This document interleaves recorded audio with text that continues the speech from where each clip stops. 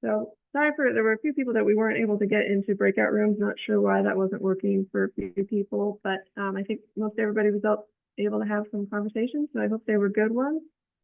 And at this point, I just want to welcome everybody here.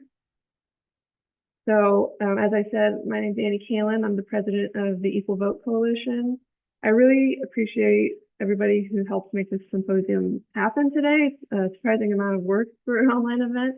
And I also want to thank the panelists and moderators who will be joining us today, and of course, everybody who's in attendance. We're a very unique community of thinkers, communicators, activists, and politicians. I'm getting a message that my audio is a bit quiet. Let me see if I can turn that up a little bit.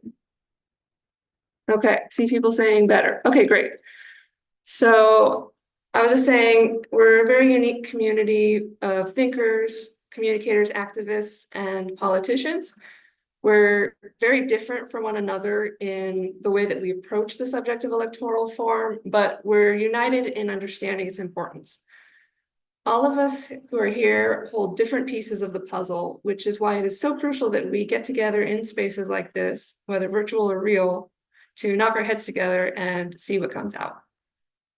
So why are we all here on a weekend to pick apart the nuances of voting reform? I think most of us understand the perilous dangers of continuing down the electoral road that we are on without upgrading our vehicle to something that can handle the giant potholes that are in it. According to the Pew Research Center, over the last 60 years, trust in the federal government to do the right thing all or most of the time has fallen from 77% to its current level of only 22%. And it's not just our faith in government that's failing, it's our faith in one another. All of us have probably seen those graphs that show the alarming increase in polarization in our country over the last few decades. So it's no wonder that 65% of adults say they always or often feel exhausted when they think about politics. 55% say they always or often feel angry about it. And only 10% report frequently feeling hopeful. So does that mean that we're here today because we are those hopeful people? We're that 10% who are optimistic about politics? I don't think that's the case. I think we don't just sit passively, merely hoping things that we get better. We're the kinds of people who see a problem and ask, what can we do to make this better? And I've been so impressed by the people I've met in the past 6 years since I've been involved with electoral reform. All of us care deeply enough to show up on a weekend to have these really nerdy conversations. And, you know, we probably would have been having nerdy conversations anyway, but now we can have them together. But it's beyond just abstractly caring about the world. Those of you who are here understand more specifically that our ability to make collective decisions in a fair and effective way impacts just about every aspect of our lives. It will have repercussions on future generations and for the people that we love. So you get to work, you write, you teach, you show up to city council meetings, you ask questions. This is really hard work, it's often unrecognized, and it's incredibly important. There are many reform groups doing extraordinary things in this space, and we appreciate especially those who are joining us today. 2024 is a big year for electoral reform. In Portland, Oregon, where I live, voters will be using proportional ranked choice voting this November to elect city council members, along with single winner ranked choice voting for mayor and auditor. And around the country, voters in Arizona, Colorado, Washington, D.C., Idaho, Montana, Nevada, Oregon, and South Dakota will all be considering adopting nonpartisan primaries, open primaries, ranked choice voting, or some combination of these. And then in the small town of Oak Ridge, Oregon, voters will be deciding whether to pilot star voting for city elections. Alaska will vote whether to overturn their recently adopted top 4 ranked choice voting system, and Missouri will be voting on whether to ban ranked choice voting, possibly joining 10 other states in doing so. So how will voters make such critical decisions? Part of our mission at Equal Vote is to provide tools and information so that people can understand the nuances of these systems and make informed choices. To that end, we're excited to announce the release of our new voting app, bettervoting.com.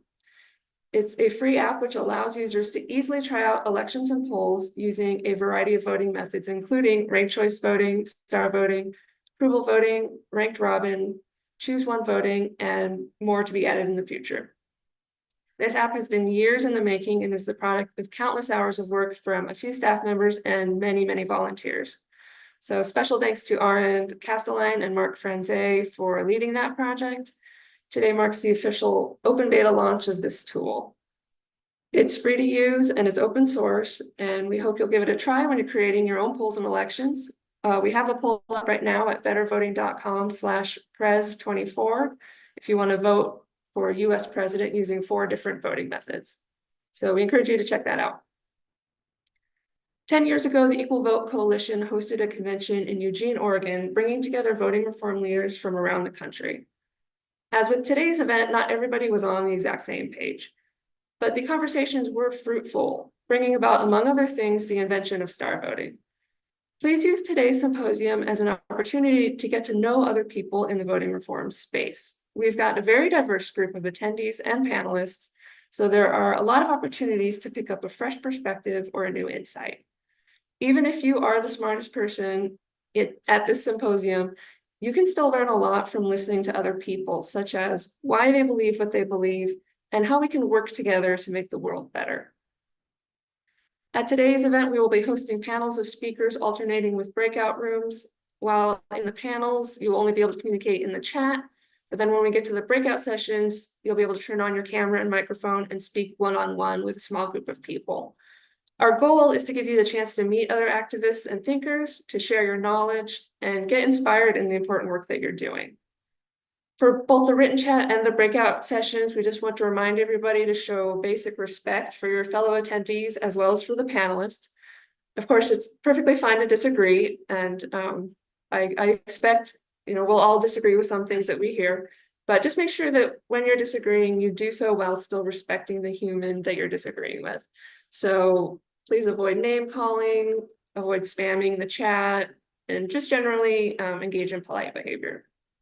If you're the type of person who usually talks a lot, try to work on listening more. And if you're the type of person who is normally very quiet, try to speak up.